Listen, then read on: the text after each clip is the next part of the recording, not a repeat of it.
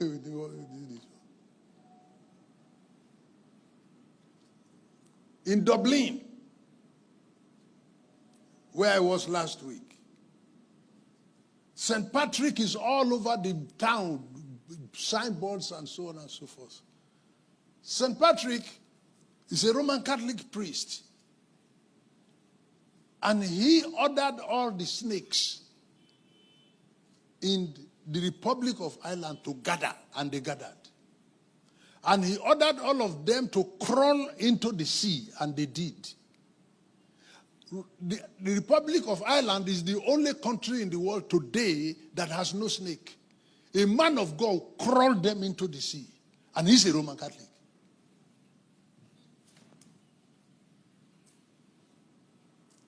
Mommy and I were passing through Paris on Monday. And Mommy pointed to the wall and said, "See the picture of Father Dennis." Father Dennis. Father Dennis was a Roman Catholic clergyman. And he used to come to preach in a square in Paris, dressed in his cassock. And one man walked up to him and said, "Don't come here to preach again. We don't want to see you around here. Don't come and talk about Bible here." And Father Dennis would not hear. The last time Father Dennis preached in the square in Paris, the man arrived with a knife and was sitting to one side of the square and sharpening his knife while Father Dennis was preaching. The noise of the sharpener will attract Father Dennis all the time, so he takes a glance at him. And the man also takes a glance, and you will soon hear from me. And then he will be sharpening. And when he was done with the sharpening, he sharpened it so sharply, but he didn't want to throw the knife twice. So he went to Father Dennis and told him, "We've told you not to come here to preach, you refuse." Wham! One swing. Father Dennis' head dropped down. And Father Dennis himself picked his head in his hands. And the head continued to preach. And the head was saying, "I have not finished talking." The man put his knife down and ran away. And Father Dennis carried his head in his hands and trekked for miles. And his head was still preaching in his hand, until blood finished in the body of Father Dennis and he collapsed and died with his head in his hand.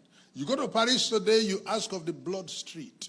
The blood street is that street where the blood of Father Dennis stained the whole road till he died. And where he died, the Roman Catholic people went and built a cathedral there and put a sculpture of Father Dennis in front of that cathedral with his head in his hands. So when you Pentecostals are talking about signs and wonders, miracles, the Roman Catholic people are laughing.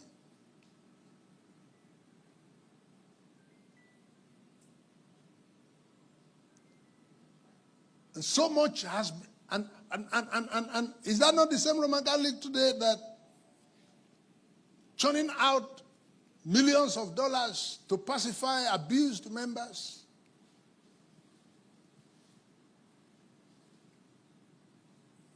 This house is collapsing. And there is the need for God to raise people to address the body.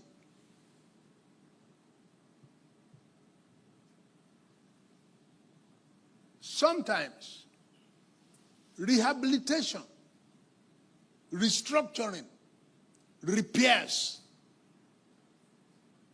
can be very costly.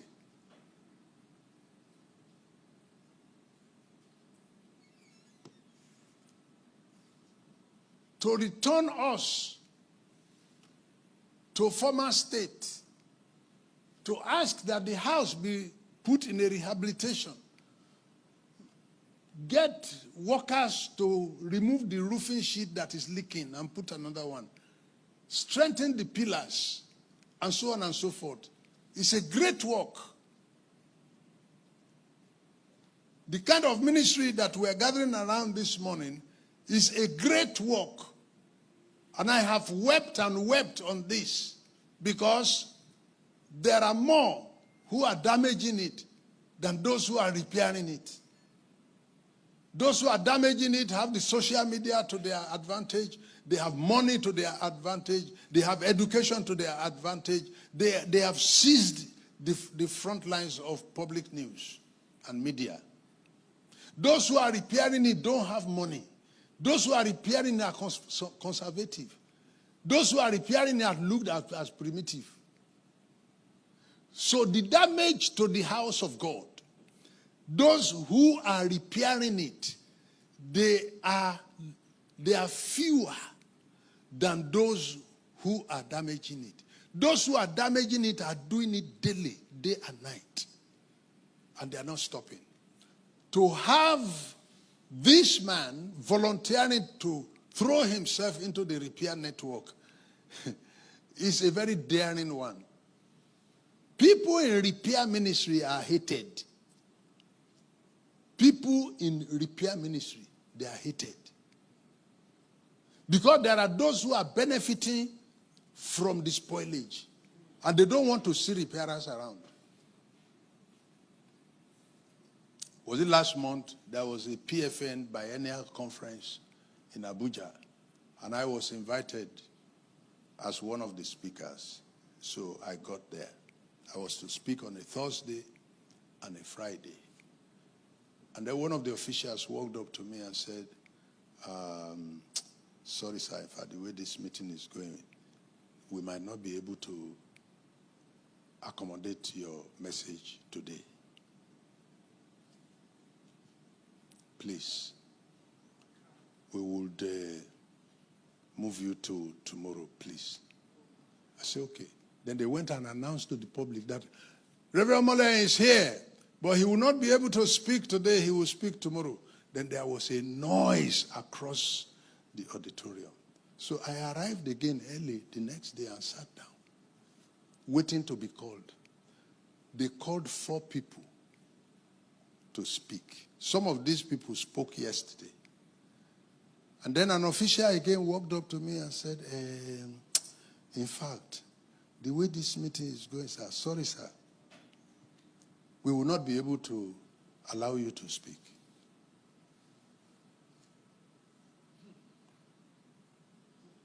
I returned to Ilorin without speaking.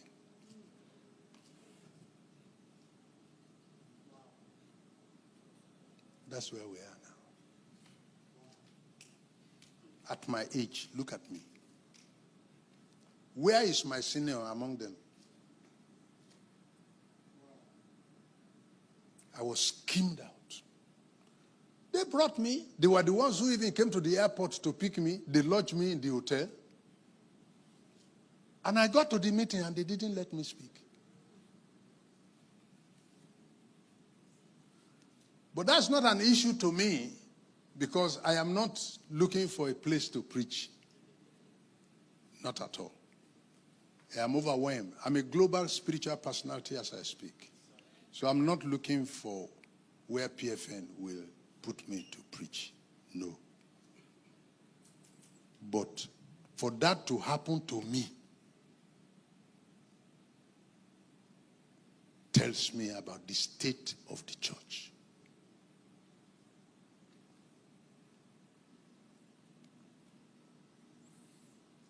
People in the repair work are endangered species. Because there are those who don't want, they are making money from the way it is. They are the ones who, the Pharisees, they are the ones who killed Jesus. Because when Jesus came and was bringing new stuff, and Jesus was becoming more popular, and the status quo people were moving away from the status quo. They saw Jesus as a threat, and they eliminated him. So as you see me, I'm now becoming very selective in the kind of places I go.